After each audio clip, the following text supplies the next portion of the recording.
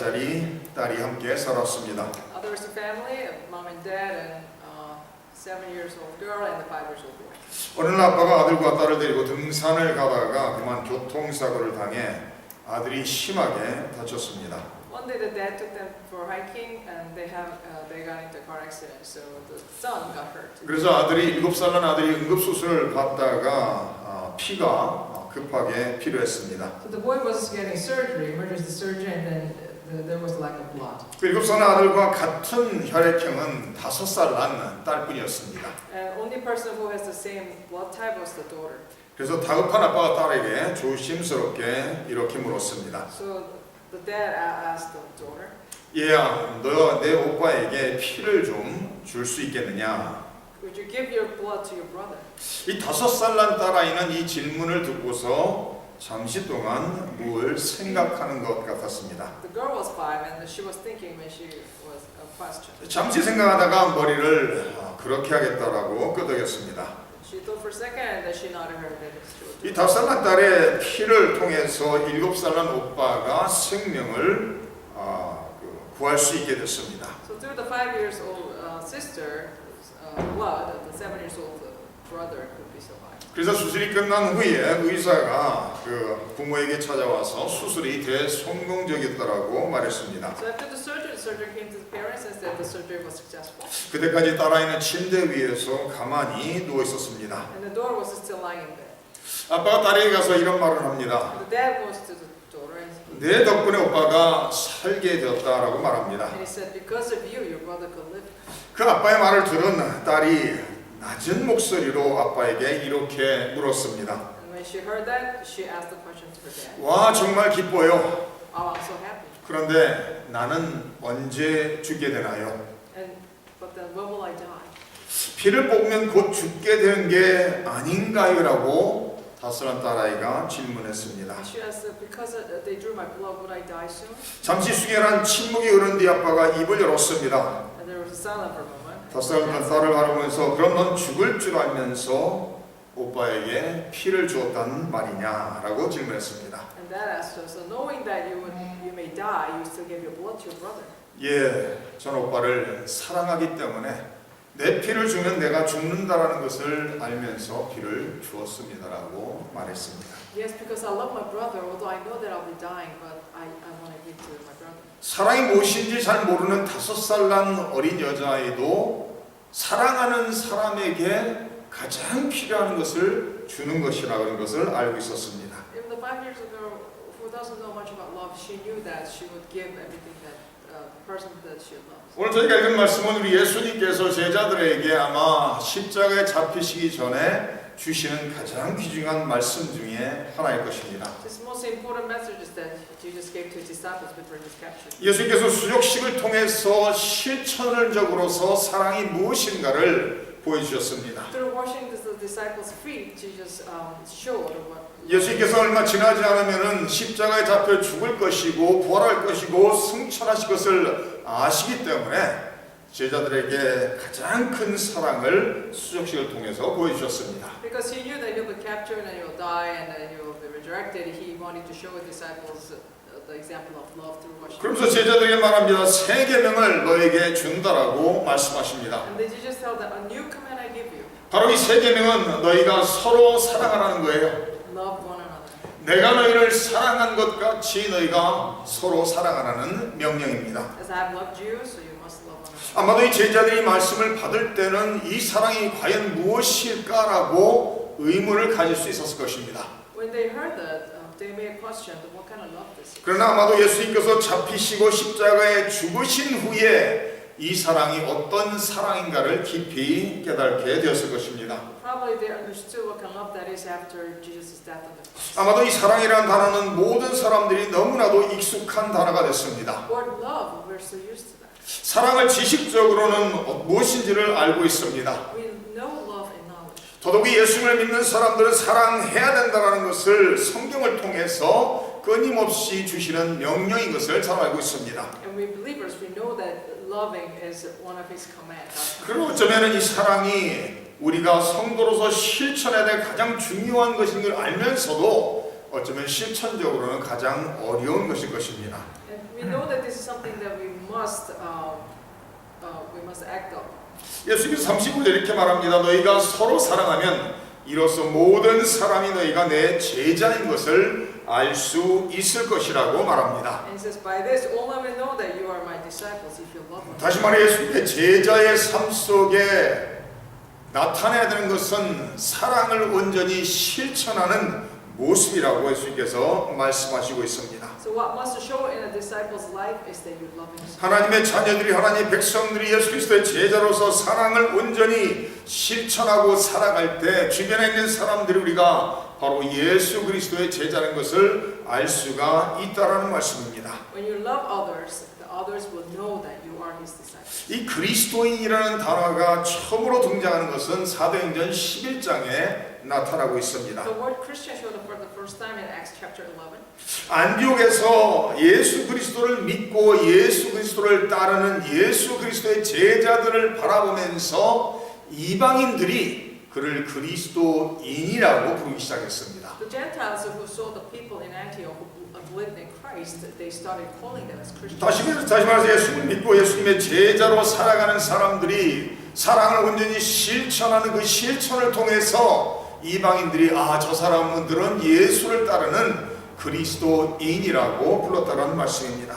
By seeing them loving one another, they started calling them as Christians. 그러므로 그리스도인은 사랑을 우리의 삶 속에서 온전히 실천하고 살아가는 사람인 것을 믿으시기 바랍니다. I want you to believe that Christians are the ones who do love others in their lives. 만약 그리스도인의 삶 속에서 사랑이 빠진다면 그 사람은 그리스도인이 아닐 것입니다. If you have no love, you may not be a Christian. 우리가 잘 아는 고린도서 12장에서는 은사가 나타나 있습니다. There are many spiritual gifts. 9가지의 은사를 기록하고 있습니다. There are nine spiritual gifts in Corinthians 13. 그러면서 고린도서 12장 마지막 절에 가서는 더 큰 은사를 구하라는 말씀으로 12장이 마무리 짓습니다. At the end of the 1 Corinthians chapter 12, it says, ask for more spiritual gifts. 그러면서 13장에 가서는 사랑에 대한 말씀이 나옵니다. And in chapter 13, it talks about love. 만약에 모든 은사를 다 가졌다 할지라도 사랑이 없다면은 그것은 아무것도 아니라는 말씀입니다. If you have everything but you do not have love, then it's nothing. 사랑이 빠진 은사는 아무 의미가 없다는 거예요. The talent and gift without love doesn't mean anything. 사랑이 빠진 희생 또한 아무것도 아니라고 말하고 있습니다. The sacrifice without love doesn't mean anything either. 그 모든 것에 사랑이 있어야지만 가치가 있는 것이고 귀중한 것이라고 성경은 말하고 있습니다. It is only worthwhile when there is love. 그래서 예수님께서 하나님의 백성들이 그리스도의 제자들이 사랑을 실천하고 살 때 비로소 우리가 예수 그리스도의 제자인 것이 세상 사람들에게 알려진다라는 말씀입니다. So when you live out with love, then people will know that you are God's disciple. 예수께서 주시는 이 사랑의 명령은 새 계명이라고 말씀하시지만 사실은 구약 성경부터 주신 명령인 것을 알 수가 있습니다. Christ says here that this is a new command, but we know that this was already given in the Old Testament. 구약 성경 전체를 통해서 하나님을 사랑하라고 명령하고 있습니다. Throughout the entire Old Testament, it talks about loving God. 우리의 이웃을 우리 몸과 같이 사랑해야 된다고 또한 구약 성경에서도 가르치고 있는 것을 볼 수가 있습니다. It also said, love your neighbors as yourself in the Old Testament. 그러므로 성경 전체를 통해서 사랑하라는 명령은 하나님이 주시는 가장 중요한 계명인 것을 알 수가 있습니다. So throughout the entire Bible, loving others is the most important command from God. 그래서 마태복음 22장에 우리가 잘 알고 있는 가장 큰 계명을 통해 주신 말씀도 하나님을 사랑하라는 것이죠. So Matthew 22, chapter 22 says the greatest command is loving God. 하나님을 사랑하되 마음과 뜻과 힘과 온 정성을 다해 사랑하라고 성경은 말하고 있습니다. Loving God with your spirit, with your body, with your soul. 이것이 가장 큰 계명이요 첫째 되는 계명이라고 말합니다. It says it's the greatest and the most important. 그리고 두 번째 계명은 내 이웃을 내 몸과 같이 사랑하라는 The 말씀입니다. second command is to love your neighbors as yourself. 그리고 하나님의 백성들은 그리스도의 제자들은 우리가 살아가는 삶의 터전에서 이 사랑을 온전히 실천하고 살아가야 될 것입니다. And in our daily lives, we ought to live out with love. 성도가 사랑을 실천하고 살 때 내 주변에 있는 사람들이 진정한 행복을 체험하게 될 것입니다. When you of love that they will experience the true love in their life. 사랑하는 것이 어떻게 하라고요? 예수님께서 우리를 사랑하신 것 같이 사랑하는 거예요. How do you love? Love as Jesus loved you. 바로 예수 그리스도께서 세상에 오시고 십자가에 생명을 내어주시기까지 희생하신 그 희생의 사랑을 본받아 사랑해야 된다는 말씀입니다. As he came to this earth and as he sacrificed his life, that's how we ought to love others. 예수님께서는 세상에 오셔서 말씀하십니다. 나는 섬김을 받으러 온 것이 아니라 섬기러 왔다라고 말합니다. Jesus said, I'm not here to be served, but rather to serve. 예수님은 천하 만물을 창조하신 창조주로서 마땅히 섬김을 받아야 되는 왕 중의 왕이십니다. As the creator of the entire universe, he is the King of kings who deserves to be served. 그러나 예수님은 섬김을 받아야 마땅하신 분이시만 모든 영광을 내려놓고 죄인된 우리를 섬기러 오셨다라고 말씀하시고 있습니다. But he put down everything and then he came to serve the sinners like ourselves. 그러므로 사랑은 섬김을 통해서 보여지는 것이라는 말씀입니다. So love is shown through serving. 사랑은 그저 우리의 마음속에 생각하는 것도 아니고 그저 말로만 몇 마디 하는 것이 사랑이 아니라는 거예요. Love is not something that we just think about or we just talk about. 만약에 사랑한다고 말을 해놓고서 실천에 아무것도 따라온 것이 없다면 그것은 사랑이 아니라는 말씀입니다. If you say that you love someone, but if you don't act anything about it, then it's not love. 야고보서 말하는 것처럼 내가 믿는다면서 믿는 사람의 삶 속에서 그 믿음이 삶 속의 실천으로 나타나지 않는다면 믿음이 아닌 거라고 말합니다. James says, if you say you believe but you don't live out, then you don't have faith. 그와 마찬가지로 사랑한다 말을 하면서 섬김의 모습이 없다면 그 사람은 사랑하는 것이 아니라는 말씀입니다. Just like that, if you say you love, but if you don't serve, then you don't love. 예수님은 사람의 모양으로 자기를 낮추시고 십자가에 죽기까지 복종하신 분이라고 빌립보서는 말하고 있습니다. Philippians says that he humbled himself to serve others until his death. 두 번째로 사랑은 자기의 귀중하는 것을 나누는 것이라고 예수님은 가르치고 있습니다. Secondly, Jesus said that loving others is sharing what you have. 만약에 하나님께서 천국에서 내가 너희를 사랑한다라고 우리가 들을 수 있는 소리로 외치시는 것에서 그쳤다면 우리는 사랑이 무엇인지를 모를 것입니다. If just God shouted out to us from heaven that I love you and that was it, then we would have not known what love is. 천하 만물을 창조하신 창조주께서 성육신하시고 이 세상에 오셔서 당신의 삶을 우리와 함께 나누셨기 때문에 사랑이 무엇인지를 알 수 있게 됐다라는 말입니다. Because Jesus was incarnated and then he lived here showing the love himself and we know what love is. 예수께서 세상에 오셔서 제자들과 함께 먹고 함께 살아가면서 삶을 나눔을 통해서 사랑을 주셨다라는 말씀입니다. As he was living here with his disciples through his sharing, he showed love. 예수님께서 천국 복음의 메시지를 전파함으로써 사랑을 나누셨다라는 말씀입니다. She shared this love through his messages.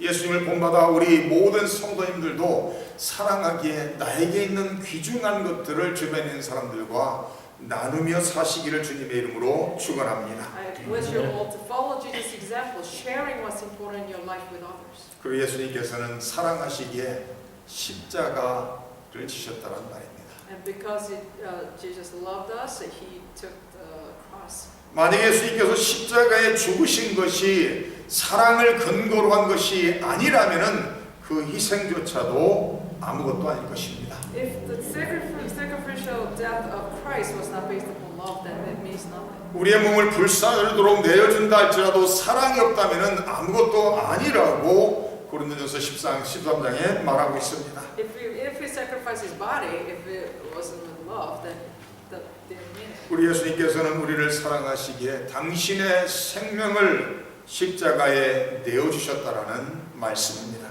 Because he loved us, he gave up his life. 바로 예수님 우리를 향한 사랑으로 말미암아 당신의 생명까지도 아낌없이 십자가에 바치실 수 있었다라는 말씀입니다. And because he loved us, he was able to give up his life. 요한복음 15장 이런 말씀이 기록되어 있습니다. 내 계명은 곧 내가 너희를 사랑한 것 같이 너희도 서로 사랑하라 하는 것이라고 말합니다. John 15 it says, "My command is that to love others as I have loved you. 사람이 친구를 위하여 자기 생명을 목숨을 버리면 이에서 더 큰 사랑이 없다라고 말씀하십니다. If you sacrifice your life for your friend, there's no bigger love. 다시 말해 이 세상에서 가장 고귀한 사랑은 내 생명을 아낌없이 내어주는 사랑이라고 말씀하시고 있습니다. The greatest love is giving up your own life. 내 생명을 바칠 수 있는 사랑이야말로 이 세상에서 가장 귀한 것이고 가치 있는 사랑이라는 말씀입니다. The love that you can give up your own life is the most precious love. 예수께서 요한복음 12장에는 하나님의 밀이 땅에 떨어져 썩어야 된다고 말합니다. In John chapter 12, it says the seed had to be thrown and then it has 하나님의 밀이 to 땅에 die. 떨어져 썩지 않는다면 아무 열매를 맺을 수 없다고 말합니다. If it's not dead, if it's not rotten, it can't grow a fruit. 그러나 하나님의 밀이 땅에 떨어져 썩고 자기 자신이 죽을 때 그 속에서 생명이 태어난다는 말씀입니다. But when he dies and he sacrifices himself, then there will be a new life. 자기 자신이 죽어 파괴되고 썩을 때 비로소 그곳에서 새로운 생명이 시작된다라고 말씀하시고 있습니다. When your life is destroyed and sacrificed, then there will be a new life. 바로 예수 그리스도의 십자가의 희생이 바로 이런 하나님의 일의 희생의 모습입니다. The sacrificial love of Christ is just like that. 예수께서 십자가의 죽으심으로 말미암아 새로운 생명이 수많은 사람들에게 주어졌다라는 말씀입니다. Because of his death, there are many people who received a new life. 예수님께서 십자가의 죽으심으로 말미암아 역사 속에 끊임없이 수많은 사람들에게 영생의 선물이 주어지고 있다라는 말씀입니다. Because of his sacrificial death, in the history, so many people have received. 그래서 eternal life. 예수님께서 제자들에게 이렇게 말하죠. 누구든지 나를 따르기를 원한다면은 Jesus says this. If anyone who wants to follow me, 자기를 부인하고 십자가를 지고 나를 따라야 된다라고 분명히 말씀하고 있습니다. he must deny himself and then take up his own cross. 우리의 사랑은 우리가 살아가는 삶의 터전에서 시작되어야 할 것입니다. Our love must begin in our life. 내가 그리스도의 제자로서 사랑하는 그 사랑의 실천의 모습이 내 가정에서 시작되시기를 주님의 이름으로 축원합니다. I bless you all to begin the example of to follow the example of Christ and begin to love in your family. 아내가 남편이 부모가 자녀를 향해서 사랑을 가정에서 온전히 실천할 때 그 가정은 진정한 천국 같은 행복된 가정이 될 것입니다. When the husband and wife stop loving each other truly, then there will be true heaven. 만약 어떤 사람이 우리 성도님들이 찾아오셔서 이 다음에 다시 태어난다면 지금 결혼한 내 아내와 내 남편과 다시 결혼하겠습니까? 라는 질문 던진다면 어떤 대답이 나오겠습니까? What would you answer if someone asked you, if you were born again, and will you still marry the same person that you're married to? 당연히 그렇게 할 것입니다라는 답이 나와야 될 것입니다. Right answer is that yes, I will. 우리가 사랑하는 사랑을 가정에서 실천하고 살아간다면은 내 아내는 가장 행복한 아내가 될 것입니다. If you truly love one another, then your wife will be the happiest woman in the world. 아내가 남편을 사랑하고 사랑 온전히 실천하고 살아간다면은 그 남편은 이 세상에서 가장 행복한 남편일 것입니다. And if the wife act love, then the husband will be the happiest man in the world. 지난주에 신학교에서 강의를 하면서 부부에 대한 내용을 강의할 기회가 있었습니다. Last week I had a chance to teach about husband and wife in the seminary. 어떤 학생이 이런 질문을 합니다. One of the students asked me a question. 이 고린도전서 7장을 보니까 7장 속에 안 믿는 남편이 헤어지길 원한다면은 헤어져도 된다라는 말씀이 나온다라는 거예요. This is 1 Corinthians 7, chapter 7. It says, if unbelieving husband requests to divorce, then you should divorce him. 그러면서 신학생이 자기가 그 고린도전서 7장을 보면서 그런 말씀을 봤는데 내 남편이 안 믿는 사람인데 떠난다면은 이혼해도 됩니까? 라는 질문을 하는 거였어요. And she said, I saw that in the 1 Corinthians 7, and my husband is not a believer, and if he wants to leave, should I let it go? 그 가정에 사랑이 넘치는 가정일까요? 아닐까요? What do you think? Do you think that the family is filled with love or no? 그렇지 않은 모습이겠죠. Probably not. 사랑이 넘치는 가정이라면은 이혼이라는 것은 아예 생각조차도 안 하고 살아가는 가정일 것입니다. If the families who are flowing with love, they may not even think about divorce. 우리는 예수님의 사랑을 하신 그 사랑의 본을 본받고 살아야 되는 제자들인 것을 믿으시기 바랍니다. But you realize we are the disciples of Christ who ought to follow His example. 예수님이 우리를 사랑하시기 때문에 예수님은 우리를 섬기셨다는 말씀입니다. Jesus served us because He loved us. 예수님 우리를 사랑하시기에 복음을 나누시고 삶을 나누셨다라고 성경은 가르치고 있습니다. Because He loved us, He shared the gospel. with 예수님 us. 우리를 사랑하시기에 당신의 생명까지도 십자가에 희생하셨다라고 성경은 가르치고 있습니다. Because He loved us, He's even sacrificed His life on the cross. 우리 모든 성도님들이 가정에서부터 시작해서 이런 사랑을 실천하고 살 때 우리 주변에 있는 모든 사람이 성도님, 우리 한 사람 한 사람을 통해서 진정한 행복을 누리게 될 것입니다. Starting from your family, if you start loving others, then everybody around you will feel happy. 예수님이 우리를 사랑하신 것처럼 가정에 있는 우리 가족을 사랑하고 우리 함께 일하는 동료를 사랑하고 성도를 사랑하고 우리의 이웃을 사랑하는 저와 우리 모든 성도님들 되시기를 주님의 이름으로 축원합니다. And as you want to love others, just love us amongst your family and your co-workers, your friends. 우리 함께 기도하도록 하겠습니다.